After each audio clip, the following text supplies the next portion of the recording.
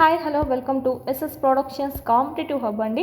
ఈ వీడియోలో మనము సైకాలజీకి సంబంధించి మెయిన్ ఇంపార్టెంట్ టాపిక్స్ అనేటివి చూద్దాము. ఆల్రెడీ ఇంకా మెయిన్ టాపిక్స్ అయినటువంటి శాస్త్రీయ నిబంధన సిద్ధాంతాలు అంటే అభ్యసన సిద్ధాంతాలన్నీ మీకు అప్లోడ్ చేస్తున్నాం చూడండి. అదేవిధంగా రక్షక తంత్రాలు అయితేనేవి, ఈ విధమైనటువంటి వికాస సూత్రాలు, ఓకే, ఈ విధమైనటువంటి మెయిన్ ఇంపార్టెంట్ టాపిక్స్ అన్నీ మీకు అప్లోడ్ చేస్తున్నాము. చూడండి వాళ్ళంటే చూడండి, ప్లస్ ప్రాక్టీస్ బిట్స్ కూడా చేస్తున్నాము చూడండి. యూట్యూబ్లో ఫ్రీగానే ఉన్నాయి, యాప్లో మీకు టెస్ట్ సిరీస్ అయితే ఉన్నాయి, ప్రాక్టీస్ చేసుకోండి. యూట్యూబ్లో వీడియోస్ చూడండి, యాప్లోకి వచ్చి మీరు టెస్ట్ సిరీస్ అయితే ప్రాక్టీస్ చేసుకోండి. ఇలా చేసినట్టయితే మీకు ఇన్ టైంలో సిలబస్ కంప్లీట్ అవుతుందండి. ఎవ్రీ టాపిక్ మీకు కంప్లీట్ అవుతుంది, ఎక్కువ మార్క్స్ అనేటివి గెయిన్ చేయగలుగుతారు. ఓన్లీ సైకాలజీ అనే కాదండి, ఇక్కడ మీకు కావాలంటే టెస్ట్ సిరీస్ ఏవైతే ఉన్నాయో 3rd నుంచి 8th వరకు సంబంధించినటువంటి టెస్ట్ సిరీస్ మొత్తము క్లాస్ వైజ్ లెసన్ వైజ్ కూడా మీకు అందుబాటులో ఉంది.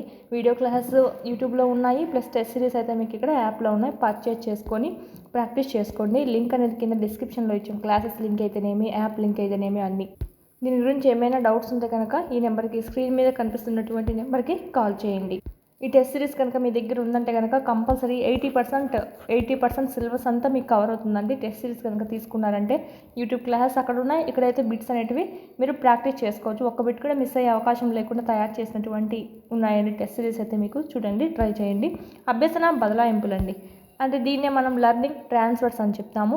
ఇక్కడ మనం చూసినట్టయితే అసలు అభ్యసన బదలాయింపు అంటే ఏంటి చూద్దాము. మనకు గ్యారెట్ అనేటువంటి అమెరికా శాస్త్రవేత్త మనకు ఏమని ఇచ్చారు అంటే డెఫినేషన్, ఒక స్థితిలో జరిగిన అభ్యసనము వేరొక స్థితిలోకి కొంతగా లేదంటే పూర్తిగా కానీ, కొంతైనా కావచ్చు పూర్తిగా అయినా కావచ్చు, ఇక్కడ నేర్చుకున్నటువంటి జ్ఞానం ఇంకో దానికి కనుక మనకు యూజ్ అయిందంటే కనుక దాన్నే మనము అభ్యసన బదలాయింపు అని చెప్పి ఉంటామండి.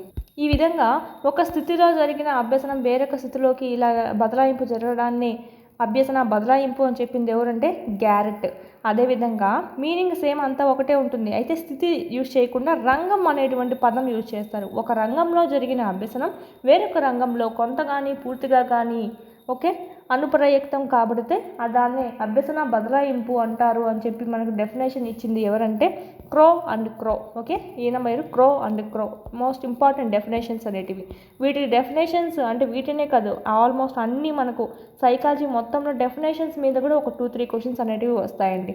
బదలాయింపు రకాలు అనేటివి చూద్దాం. ఇప్పుడు అభ్యసన బదలాయింపు అంటే చూసుకున్నాం కదా, అభ్యసనం అనేది బదలాయించబడ్డము. ఓకే, చూద్దాము. ఫస్ట్ వన్, మనకి ఎన్ని రకాలుగా బదలాయింపులు జరుగుతాయంటే మనకు 5 రకాలుగా జరుగుతాయండి. మనకి మోస్ట్ ఇంపార్టెంట్, ఎక్కువగా అనుకూల ప్రతికూల అని ఎక్కువగా అడుగుతూ ఉంటారు. చూద్దాము.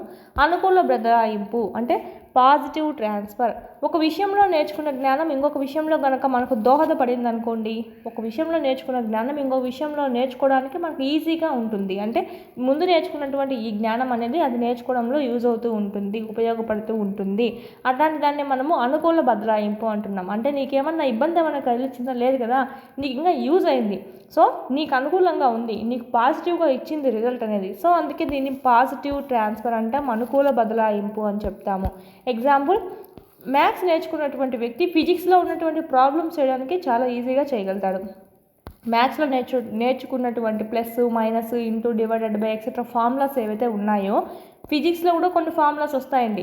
చేయడంలోనూ మనకు మ్యాథ్స్ అనేది ఇక్కడికి బదిలీ అవుతుందా లేదా, మ్యాథ్స్లో నేర్చుకున్న జ్ఞానం అనేది మనకు ఫిజిక్స్లో మనకు యూజ్ అవుతుందా లేదా. సో దీన్ని ఏమంటామంటే ఇలా యూజ్ అయిందనుకోండి ఇంకొకరి వేరొక సబ్జెక్ట్ నేర్చుకోవడంలో కానీ, దేనైనా సరే విషయం నేర్చుకోవడంలో కానీ అభ్యసన బదలాయింపు అంటాము. అదే అనుకూల అభ్యసన బదలాయింపు అని చెప్తాము. హిందీ నేర్చుకున్నటువంటి వ్యక్తి సంస్కృతం నేర్చుకోవడంలో చూసినట్టయితే ఏ బదలాయింపు ఉంటుంది అని అడుగుతారు క్వశ్చన్స్ అయితే అనుకూల బదలాయింపు. కొంచెము మనకు మొత్తము లెటర్స్ అన్నీ ఒకేలా ఉంటాయండి. హిందీ అక్షరమాల ఏ విధంగా అయితే ఉంటుందో సంస్కృతంలో కూడా అక్షరమాల అనేది మనకు సేమ్గా ఉంటుంది. సో మనకు ట్రాన్స్ఫర్ అనేది అవుతుంది, మీనింగ్స్ అయితేనేమి కొన్ని అయితేనేమి. ఓకే, నెక్స్ట్ చూసినట్టయితే ఇంకొక విధంగా కూడా అడుగుతారు బిట్టు. పొద్దుస్తమానం మనకి ఎగ్జాంపుల్ ఇచ్చే కాదండి అడిగేది. పునరభ్యసనాన్ని పోలినటువంటి అభ్యసన బదలాయింపు ఏది క్రింది వానిలో అనుకూల, ప్రతికూల, శూన్య, ద్విపార్ష అని అడుగుతారు. ఆప్షన్ 1 అనుకూల బదలాయింపు. పునరభ్యసనాన్ని పోలి ఉంటుంది అంటే ఏంటి, ముందు ఆల్రెడీ కొంత జ్ఞానం నేర్చుకొని ఉన్నావు, ఇప్పుడు వేరొక కొత్త జ్ఞానం నేర్చుకునేటప్పుడు ఇది నీకు పునఃస్మరణ అవుతుందా లేదా, అంటే దీన్ని మళ్ళా 2 చదవాల్సి వస్తుంది, నువ్వు దీన్ని చదివి మళ్ళా చదవాల్సి వస్తుంది. అంటే ఇక్కడ పునరభ్యసనం అనేది అయ్యింది, మళ్ళా చదవడం అనేది జరిగింది. సో పునరభ్యసనాన్ని పోలినటువంటి అభ్యసన బదలాయింపు ఏంటంటే అనుకూల బదలాయింపు. ఇది మోస్ట్ ఇంపార్టెంట్. అదేవిధంగా నెక్స్ట్ చూద్దాము, ప్రతికూల బదలాయింపు చూద్దాము. దీన్నే మనము నెగిటివ్ ట్రాన్స్ఫర్ అని చెప్పి అంటాము. ఒక విషయంలో నేర్చుకున్నటువంటి జ్ఞానము వేరొక విషయం నేర్చుకోవడానికి అవరోధం కలిగిస్తే, ఇక్కడ ఏమవుతుంది, వేరొక విషయం నేర్చుకోవడానికి దోహదపడితే అనుకూల అయితే, దీనికి రివర్స్ మనకు ఇంకొక విషయం నేర్చుకోవడంలో అది మనకు అవరోధం కలిగించింది అనుకోండి, దాన్ని మనం నెగిటివ్ అంటాం, ప్రతికూల బదలాయింపు అంటాము. తెలుగు అభ్యసించిన వ్యక్తి ఇంగ్లీష్ అభ్యసించుట. చైల్డ్నికి ప్లూరల్ పదం రాయమంటే చైల్డ్స్ అని రాసినటువంటి వ్యక్తి. ఇక్కడ ఎలా అంటే మనకు actually singular words plural words అని ఎలా రాస్తామండి, సింగులర్ వాటికి ఎస్ చేర్చుకుంటూ వెళ్తే ప్లూరల్ అని చెప్తూ ఉంటాము. కానీ కొన్ని వాటికి ఎస్ చేర్చకుండా మనకు చిల్డ్రన్కి ప్లూరల్ పదం ఏంటి, చైల్డ్కి ప్లూరల్ పదం ఏంటి, చిల్డ్రన్. మనకి ఎస్ అనేది చేరదండి, చిల్డ్రన్ ఆర్ఈఎన్ అనేది చేరుస్తాము, పిల్లలు అని. ఓకే, ఈ విధంగా మనము ప్లూరల్ ఫామ్ రాస్తాం. కానీ ముందు నేర్చుకున్నటువంటి జ్ఞానం ఏమైంది, ప్లూరల్ అంటే ఎస్ పెట్టేయాలి అనేది ఇక్కడ రాయడంలో, నెక్స్ట్ నేర్చుకోవడంలో, అభ్యసనంలో మనకి ఇక్కడ కుంటుపడ్డం అని జరిగింది. అంటే దానివల్ల ఇది కన్ఫ్యూజ్ అవ్వడం జరిగింది, అవరోధం కలిగించింది ఆన్సర్ని. సో ఇక్కడ మనకి ఏమవుతుందంటే ప్రతికూల బదలాయింపు జరిగినట్టు. కారు నడిపినటువంటి వ్యక్తి విమానం నడుపుతా, కొంచెం కొత్తగా అనిపిస్తుంది. కారు నడిపిన వాడు విమానం నడిపాడంటే కనుక కొంచెం గేర్లు కానీ ఏవైనా సరే మనకి ఇక్కడ కొంచెము కన్ఫ్యూజ్ అయ్యే అవకాశం ఉంటుంది. సో ఇక్కడ కన్ఫ్యూజ్ అయ్యే అవకాశం ఉంటేనే దీన్ని మనం అంటామండి, ఎందుకంటే అవరోధం కలిగిస్తుంది కదా. ఒక విషయం నేర్చుకోవడంలో నీకు అవరోధం ఎప్పుడు కలుగుతుంది, కన్ఫ్యూజన్ ఎక్కువ ఉన్నప్పుడు, నీకు నాకు డిఫరెన్స్ కనుక్కోలేకపోతున్నాను ముందు నేర్చుకున్న దానికి దీనికి అన్నప్పుడు నీకు అవరోధం కలిగిస్తూ ఉంటుంది. ఇది మనకు సంబంధించి ప్రతికూల బదలాయింపు. ఇంక పురోగమన అవరోధాన్ని పోలి ఉండేది ఏది కింద బదలాయింపుల్లో అంటే ప్రతికూల బదలాయింపు అని చెప్పచ్చు. శూన్య బదలాయింపు. నెక్స్ట్, ఒక విషయంలో నేర్చుకున్న జ్ఞానం వేరొక విషయం నేర్చుకోవడానికి ఏ విధంగానో సహాయపడదండి. అసలు ఎలాంటి అభ్యసనము బదలాయింపు జరగదు ఇలాంటి కొన్ని వాటిల్లో. అది ఎలాంటి నీకు అవరోధం కూడా కలిగించదు, అసలు ఏం బదలాయింపు జరగదు. కాబట్టి దానికి వేరే రంగము, ఇది వేరే రంగము. సో ఇలాంటివన్నీ మనకు శూన్య బదలాయింపు అవుతుంది. నీకు గనక దోహదపడిందంటే అనుకూల, ఆటంకం కదిలిచ్చిందంటే ప్రతికూల. ఎలాంటి 0% ఎలాంటి జీరో కూడా మనకు ట్రాన్స్ఫర్ అనేది కాదు అంటే శూన్య బదలాయింపు. చదువులో రాణించని వాడు ఆటల్లో రాణిస్తాడు. చదువుకి ఆటలకి ఏమన్నా లింకప్ ఉందా, ఏం లేదు. సో అందుకే మనకి ఇక్కడ బదలాయింపు ఏం జరగలేదు, శూన్య బదలాయింపు. భాషను నేర్చుకున్నటువంటి శాస్త్రాలు, తెలుగు ఇంగ్లీష్ నేర్చుకున్నటువంటి వ్యక్తి ఫిజిక్స్ మ్యాథ్స్ ఈ చేయడానికి ఏమన్నా లింకప్ అనేది ఉంటుందా, నో లింకప్, ఏమీ యూజ్ అవ్వదు మనకి. భాషలకు అదిగాక తెలుగు ఇంగ్లీష్ అండి, తెలుగు నేర్చుకున్నటువంటి ఇంగ్లీష్ నేర్చుకోవడంలో అవరోధం కలుగుతున్నది అంటే అప్పుడు ఏం చేస్తావు, ప్రతికూల బదలాయింపు పెడతావు. తెలుగు లేదా ఇంగ్లీష్ అభ్యసించిన వ్యక్తి ఫిజిక్స్ సైన్స్ బయాలజీ ఇలాంటివన్నీ అభ్యసించడంలో ఎలాంటి బదలాయింపు జరుగుతుంది అంటే శూన్య బదలాయింపు, ఎలాంటి లింకప్ అనేది లేదు. ఈత కొట్టినటువంటి వ్యక్తి కంప్యూటర్ అభ్యసించడము, దీంట్లో కూడా ఎలాంటి బదలాయింపు అనేది జరగదు. ఆప్షన్ మనకు 3 ఈజ్ ద రైట్ ఆన్సర్ అని పెట్టచ్చు, ఈ ఎగ్జాంపుల్స్ ఏది వచ్చినా కూడా. నెక్స్ట్, ద్విపార్శ్వ బదలాయింపు. పేర్లోనే ఉంది మనకి. ద్వి అంటే ఏంటి, 2. పార్శ్వ అంటే 2 పక్కల 2 భాగాల అన్న మీనింగ్లో వస్తుంది. అంటే ఒక చేత్తో చేసింది అభ్యసనం మరొక చేత్తో కూడా చేయగలుగుతాడండి. అర్జునుడు చూసినట్టయితే బాణాలు విసురుతాడు కదా, కుడి చేత్తోని విసురుతాడు, ఎడమ చేత్తోని విసురుతాడు. అంటే ఇక్కడ 2 చేతులతోనే చేయగలడము. ఓకే, చేతులనే కాదు 2 వాటిలతోనూ, కాళ్ళైనా సరే. ఎడం పక్క ఏదైతే ఉందో కుడిపక్క కూడా, ఎడం పక్క ఎట్లయితే వర్క్ చేస్తున్నామో కుడిపక్క దాంతో కూడా అలాగే వర్క్ చేస్తే దాన్ని మనము ద్విపార్శ్వ బదలాయింపు అని అంటాం. కుడి చేత్తో బ్యాటింగ్ చేసినటువంటి వ్యక్తి ఎడమ చేత్తో కూడా బ్యాటింగ్ చేయడము. ఇంకొక విధంగా చూడాలంటే కుడి చేత్తో రాసినటువంటి వ్యక్తి ఎడమ చేత్తో కూడా రాయగలడము. కొంతమంది ఎడమ చేత్తో కూడా రాస్తారండి, కుడి చేత్తోనే ఎడమ చేత్తో 2 చేతుల్లో రాస్తారు. అలాంటి బదలాయింపు ఏమంటామంటే ద్విపార్శ్వ బదలాయింపు. కార్పస్ కాల్లోజం నాడీ తంతువుల వల్ల మనకి ఇలా 2తో చేయగలిగేటువంటి సామర్థ్యం అనేది వస్తుందండి. కార్పస్ కాల్లోజం అనేటువంటి నాడీ తంతువు వల్ల ఈ విధంగా మనం 2 హ్యాండ్స్తో చేయగలుగుతాము, 2 హ్యాండ్స్ 2 లెగ్స్తో చేయగలుగుతాము. నెక్స్ట్, ఏకపార్శ్వ అంటే ఏక అంటే ఏంటి, 1. ఓకే, ఒక సైడ్ మాత్రమే. కుడి చేత్తో చేయగలిగినటువంటి అభ్యసనము కుడి కాలుతో చేయడము. ఈ పక్క చూడండి, ఈ పక్క కుడి అనుకుంటే ఈ పక్క అంతా ఎడమ. సో ఓకే, కుడి చేత్తో చేసేది కుడి కాలుతో చేయగలుగుతాడు. అంటే కుడి చేత్తో బాల్ నెట్టుతాడు, కుడి కాలుతో తన్నడం అనేది జరుగుతుంది. ఈ విధంగా కుడి చేత్తో చేయగలిగినటువంటి అభ్యసనం కుడి కాలుతో కూడా చేయగలిగితే దాన్నే మనము ఏకపార్శ్వ బదలాయింపు అంటాము. ఓకే, ఎడమ చేతితో చేసినటువంటి పని ఎడమ కాలుతో కూడా చేయగలడంటే దాన్ని కూడా ఏకపాశ బదలాయింపు అని అంటామండి. ఇలాగా కుడి చేత్తో బాలు విసరగలిగినటువంటి వ్యక్తి కుడి కాలుతో కూడా బాలుని తన్నడము లేదా బాలుని నెట్టడము, ఇది మనకు ఏకపాశ బదలాయింపు. మోస్ట్ ఇంపార్టెంట్, కంపల్సరీ వస్తుంది ఆ 4 నుంచి కంపల్సరీ. నెక్స్ట్ వాటితో పాటు అభ్యసన బదలాయింపు సిద్ధాంతాలు అనేటివి ఉన్నాయి.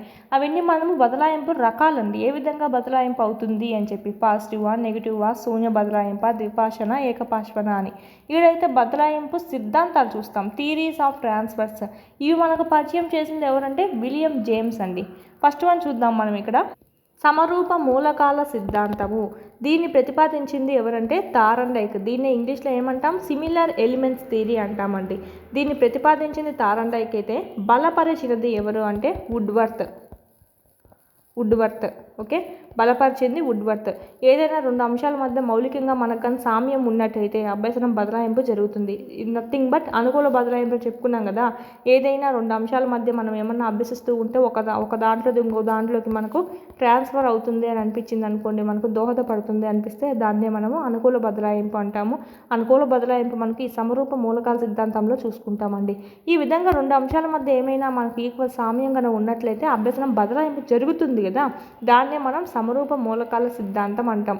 ఇలా అనుకూల బదలాయింపును గుర్తు తెచ్చేసుకుంటే సరిపోతుంది. సేమ్ ఎగ్జాంపుల్, గణితం నేర్చుకున్నటువంటి వ్యక్తి ఫిజిక్స్ నేర్చుకున్నాడు, కింద ఆప్షన్స్ ఏముంటాయి, ఇది తెలియజేసేటువంటి సిద్ధాంతం ఏది అని అడుగుతారు. సమరూప మూలకాల సిద్ధాంతం is the right answer. Hindi నేర్చుకున్నటువంటి వ్యక్తి సాంస్క్రిట్ కూడా నేర్చుకోవడము. నెక్స్ట్ సామాన్యీకరణ సిద్ధాంతము. దీన్నే మనము జనరలైజేషన్ థియరీ లేదా సాధారణీకరణ అని కూడా పిలుస్తాము. సాధారణీకరణ సిద్ధాంతం అని కూడా పిలుస్తాము. దీన్ని మనకు పరిచయం చేసింది చార్లెస్ జెడ్ అండి. ఇక్కడ మనకు చూసినట్టయితే సమరూప మూలకాలు అయితే థార్న్డైక్ అండి, సామాన్యీకరణ సిద్ధాంతం అయితే చార్లెస్ జెడ్. సామాన్యంగా చాలామంది ఇళ్లలో జట్టు పెట్టుకుంటారని గుర్తుపెట్టుకోండి, ఈగలు పోవడానికి జట్టు పెట్టుకుంటారు సామాన్యంగా అందరూ అని చెప్పి మీకు హింట్ కోసం చెప్తున్నాను ఓన్లీ. ఏదైనా సమస్య సాధనలో ఉపయోగించుకున్నటువంటి సూత్రాన్ని మరొక సమస్య సాధనలో కూడా అదే సూత్రాన్ని ఉపయోగించుకుంటే మనము అది సామాన్యీకరణం అంటాం. జనరలైజేషన్ అంటే ఏంటి, మనకు జనరల్గా మనము ఒక దాంట్లో యూజ్ చేసుకున్నటువంటి ఒక సూత్రాన్ని మిగతా ప్రాబ్లమ్స్ ఏవైనా ఉంటే అవి సాల్వ్ చేయడానికి కూడా యూజ్ చేసుకుంటామంట. దీన్నే మనం ఏమంటామంటే జనరలైజేషన్ అని చెప్పి అంటాం. ఒక సూత్రాన్ని అనేక సమస్యలకు మనము తీసుకోవడాన్ని ఈ విధంగా చెప్తాము.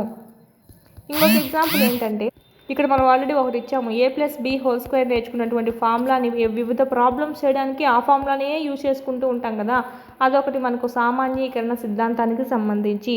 ఇంకొక ఎగ్జాంపుల్ ఏంటంటే engine mechanic. Okay, engine mechanic నేర్చుకున్నటువంటి వ్యక్తి ఏం చేస్తాడండి, వివిధ రకాలైనటువంటి ఇంజన్లను బాగు చేయడం అనేది జరుగుతుంది. అంటే ఇంజన్ మెకానిక్ చేసుకున్నటువంటి ఆ కేటగిరీకి సంబంధించి ఏవైతే ఉంటాయో ఇంజన్స్, వాటిని రిపేర్ చేయడానికి కూడా యూజ్ చేసుకోవడం అనేది జరుగుతుంది. ఇక్కడ నేర్చుకున్నటువంటి సేమ్ టెక్నిక్స్ అనేది. సో ఇది కూడా మనకు సామాన్యీకరణ సిద్ధాంతం అని చెప్పచ్చు.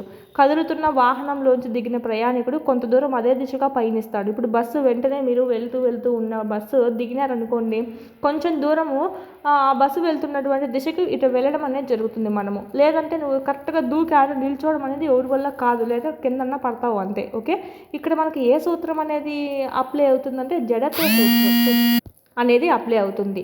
ఈ జడత్వ సూత్రం అనేది మనకి దీన్ని అప్లై అవుతుంది కదా. సో ఇక్కడ ఏమి ఇచ్చారు, సూత్రం అనేది అనేక సమస్యలకు పరిష్కరణగా ఉంటే మనకు దాన్ని మనము సామాన్యీకరణం అంటామని చెప్పాం. ఇది ఒకటి. మనకి క్రికెట్ మైదానంలో విసురుగా వస్తున్నటువంటి బాల్ని పట్టుకున్నటువంటి వ్యక్తి క్రీడాకారుడు అదే దిశగా చేతిని కొంచెం వెనక్కి తీయడం అనేది జరుగుతుంది. లేదంటే నీ చెయ్యి అనేది బాల్ మాదిరి ఉబ్బిపోయి ఉంటుందండి, అప్పుడే దెబ్బ తగిలేసి కొంచెం వెనక్కి ఫోర్స్ని ఆపుకోవడానికి మనం ఇలా వెనక్కి కూడా మనం తీసుకోవడం జరుగుతుంది. ఇది ఏ సూత్రం మీద ఆధారపడి చేస్తున్నారు, న్యూటన్ థర్డ్ లా సూత్రం. ఆల్రెడీ లా అంటే సూత్రం. Okay, Newton third law base చేసుకొని మనకి ఇది. సో ఈ విధంగా మనం సమస్యలు కనుక పరిష్కరించినట్లయితే సూత్రాన్ని బేస్ చేసుకొని ఈ దిశగా చేతిని అనేది వెనక్కి తెస్తున్నాం. సో ఈ విధంగా సమస్యని పరిష్కరించుకున్నాం. ఇలాంటివన్నీ మనము సామాన్యీకరణ సిద్ధాంతం కిందకి చెప్పుకుంటాము. నెక్స్ట్ థర్డ్ వన్ ఏంటంటే సమగ్రాకృతి సిద్ధాంతము, ట్రాన్స్పోజిషన్. దీన్ని మనకు గెస్టాల్ట్ వాదులు అందించారు. వీళ్ళు జర్మనీ దేశానికి చెందినటువంటి వాళ్ళండి. ఈ సిద్ధాంతంలో ఏ విధంగా ఉంటుందంటే భాగాలు ఉంటాయి. ఈ భాగాలనే మనం పార్ట్స్ అంటాము లేదా వ్యస్తము అని అంటామండి. దీనికి మరియు సమస్తముకు అంటే పూర్తి అంటాము. ఓకే, పూర్తి భాగాలు. ఓకే, ఈ పక్క పూర్తి అనుకుంటే ఇవన్నీ భాగాలు. గణితం ఇది అనుకుంటే గణితంలోనూ మళ్ళీ చాలా ఉన్నాయి కదా, క్షేత్ర గణితం అంట, అంక గణితం అంట, సాంఖ్యక శాస్త్రం అంట, చాలా ఉన్నాయి, రేఖా గణితం అంట, బీజ్ గణితం అంట, ఇవన్నీ ఉన్నాయి. సో ఇదంతా మనకు సమస్తం అయినప్పుడు ఓకే, ఇదంతా ఏమవుతుంది, వ్యస్తము అంటే ఇది ఫుల్ అయినప్పుడు ఇది భాగాలు అనేటివి అవుతాయి.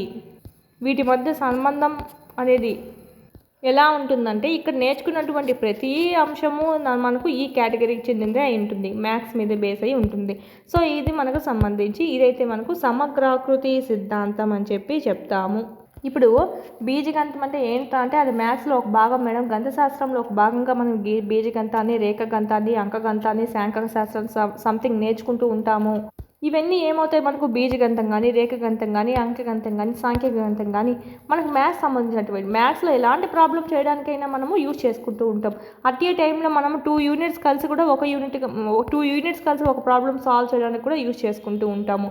ఇదే మనము మొత్తానికి మరియు భాగాలకు ఉన్నటువంటి సంబంధాన్ని మనం గుర్తించినట్టయితే అదే మనకు సమగ్రాకృతి సిద్ధాంతం అనేది అవుతుంది. Most important. నెక్స్ట్ చూద్దాము. లాస్ట్ వన్ ఏంటంటే ఆదర్శాల సిద్ధాంతం అండి. ఆదర్శాల సిద్ధాంతాన్ని మనకు ప్రతిపాదించింది డబ్ల్యూసి బాగ్లే. ఇతను కూడా అమెరికా దేశానికి చెందినటువంటి వ్యక్తే. ఏదైనా ఒక విషయంలో ఉన్నటువంటి మంచి వైఖరి మిగతా అన్ని విషయాల్లోకి బదలాయింపు అవుతుంది. దాన్నే మనము ఆదర్శాల సిద్ధాంతం అంటాం. పేర్లోనే ఉంది ఆదర్శంగా నువ్వు ఎప్పుడు తీసుకుంటావు, ఎదుటి వాళ్ళు నీకు మంచిగా అనిపించినప్పుడు ఆ మంచి వాళ్ళ యొక్క వైఖరి, ఆ మంచి వాళ్ళ యొక్క ప్రవర్తన అయితే ఏది ఉందో, నీకు ఏదైతే నచ్చిందో వాళ్ళు దాన్ని నువ్వు ఆదర్శంగా తీసుకొని పాటిస్తావు. సో మనకు పేర్లోనే ఉంది ఆదర్శాల సిద్ధాంతం అని చెప్పి. పరిశుభ్రతను పాటించినటువంటి ఒక వ్యక్తి ఏం చేశాడండి, దేశమంతా స్వచ్ఛ భారత్ను నిర్వహించడము. పరిశుభ్రత అంటే చాలా ఇష్టము, తను పాటిస్తూ ఉంటాడు. సో దాని బదులు ఏం చేస్తాడంటే తను దేశంలో ఏ ప్లేస్ ఉన్నా కూడా స్వచ్ఛ భారత్ అంటే మంచిగా నీట్గా ఉండేటట్టు చూసుకుంటూ ఉండడం అనేది జరుగుతుంది. అంటే మనకి ఇక్కడ ఇంకొక ఎగ్జాంపుల్ చెప్పాలంటే గాంధీ తాత అంటే ఇష్టం ఉన్న వాళ్ళు ఏం చేస్తారంటే గాంధీ తాత పాటించినటువంటి అహింసా మార్గాన్ని, సత్య మార్గాన్ని ఓకే, ఇవన్నీ మనకు ఆదర్శంగా తీసుకొని అవి పాటిస్తూ ఉండడము. ఓకే, అహింసా మార్గంలో నడవడము. ఓకే, ఇది కూడా మనకు ఒక ఆదర్శాల సిద్ధాంతానికి ఎగ్జాంపుల్గా చెప్పచ్చు. ఇదైతే డబ్ల్యూసి బాగ్లే. దీంతో మనకు ఇది అనేది అయిపోతుంది. ఇక్కడ మనము ఏమేమి చెప్పుకున్నాము, అభ్యసన బదలాయింపు చెప్పుకున్నాం. అభ్యసనం బదలాయింపు జరిగిందనుకోండి కొంచెమైనా సరే అది అనుకూల బదలాయింపు. ఇంకొకరు నేర్చుకోవడానికి విషయం మనకేమన్నా ఆటంకం కలుగుతుంటే అది ప్రతికూల బదలాయింపు. అలా కాకుండా ఎలాంటి యూజు లేదు, ముందు నేర్చుకున్నటువంటి అభ్యసనము ఇప్పుడు నేర్చుకున్నటువంటి అభ్యసనానికి ఎలాంటి లింకప్ లేకపోతే శూన్య బదలాయింపు. ఒక చేత్తో చేసినటువంటిది ఇంకో చేత్తో కూడా చేయగలిగితే విపార్శ బదలాయింపు. ఒక సైడ్ అంటే కుడి చేత్తో చేయగలిగిన కుడి కాలుతోనే చేయడము, ఎడం చేత్తో చేసినటువంటిది ఎడం కాలుతోనే చేయగలిగితే దాన్ని మనం ఏకపార్శ్వ బదలాయింపు. నెక్స్ట్ బదలాయింపు సిద్ధాంతాల్లో మనము సమరూప మూలకాల సిద్ధాంతం తారండై కనుగొన్నాడు. సామాన్యీకరణ సిద్ధాంతాన్ని చార్లెస్ జెడ్ కనుగొన్నాడు. సమగ్రాకృతి సిద్ధాంతాన్ని గెస్టాల్ట్ వాదులు కనుగొన్నారు. దీంతోపాటు మనకి లాస్ట్ వన్ ఏంటంటే ఆదర్శాల సిద్ధాంతం డబ్ల్యూసి బాగ్లే. ఇంకోటి ఉందండి మనకు, జస్ట్ వింటే సరిపోతుంది. విద్యుక్త క్రమశిక్షణ సిద్ధాంతం. క్రమశిక్షణ అంటే ఏంటి, మనకు డిసిప్లైన్ పేరులోనే ఉంది చూడండి, క్రమశిక్షణ సిద్ధాంతం. దీంట్లో మనం చూసినట్టయితే మెదడులో చాలా భాగాలు ఉంటాయండి. మనం చాలా చేయాల్సి ఉంటుంది. వివేచన, పరిశీలన, ఓకే, ఏకాగ్రత, ఇవి మనకు చాలా ముఖ్యము. వీటన్నిటినీ మనకు బలపరచాలంటే ఇలాంటి ప్రక్రియల్ని, ఇలాంటి మనకు మానసిక ప్రక్రియల్ని బలపరచాలంటే సైన్స్, ఓకే, లాజికల్ థింకింగ్ అంటే తర్కశాస్త్రము, గణిత శాస్త్రము అభ్యసించాలి. అప్పుడే ఇవి బాగా బలపడతాయని చెప్పి ఇది తెలుపుతుంది. ఏది, విద్యుత్ క్రమశిక్షణ సిద్ధాంతం అని చెప్పి తెలుపుతూ ఉంటుందండి. మెదడులో ఈ భాగాలు బాగా బలపడ్డాయంటే మనకు ఫ్యూచర్లో ఏమి ప్రాబ్లమ్స్ వచ్చినా కన్నా, పర్సనల్ అయితే ఏమి, ప్రొఫెషనల్ అయితేనేమి, ఏదైతే ఏమి, మన డైలీ లైఫ్ అయితేనేమి, ఏదైనా సరే ధైర్యంగా ఎదుర్కోగలుగుతారు, సులభంగా మనకు సాల్వ్ చేయగలుగుతారు అని ఈ సిద్ధాంతం అనేది నమ్ముతూ ఉంటుంది. విద్యుక్త క్రమశిక్షణ సిద్ధాంతము. ఈ సిద్ధాంతాన్ని మనకు ప్రాచీన గ్రీకులు మనకు పరిచయం చేయడం అనేది జరిగిందండి. ఇదొకటి జస్ట్ వింటే సరిపోతుంది. ఇదైతే మనకు మోస్ట్ ఇంపార్టెంట్. నెక్స్ట్ మనకి ఇక్కడ టెలిగ్రామ్ లింక్ అనేది కింద ఇచ్చాను కదా, సో దాంట్లో జాయిన్ అవ్వండి. ఈ పీడిఎఫ్ అనేది నేను అందులో షేర్ చేయడం అనేది జరుగుతుంది. సైకాలజీ సంబంధించి టాపిక్ వైజ్ టెస్టులు కూడా ఉన్నాయి కదా, సో అభ్యసన బదలాయింపు సంబంధించి కూడా మీరు టెస్ట్ అనేది ఇప్పుడు వీడియో విన్న తర్వాత ఒకసారి ప్రాక్టీస్ చేయండి. ఈ విధంగా మీరు వీడియోస్ వినండి, ఇక్కడికి వచ్చి టెస్ట్ సిరీస్ అయితే ప్రాక్టీస్ చేసుకోండి. ఇన్ టైంలో సిలబస్ కంప్లీట్ అవుతుంది. మొత్తం సిలబస్ అనేది మీకు కంప్లీట్ అవుతుంది. ఇంకేమైనా డౌట్స్ ఉంటే కనుక మీకు ఈ నెంబర్కి కాల్ చేయండి, స్క్రీన్ మీద కనిపిస్తున్నటువంటి నెంబర్కి.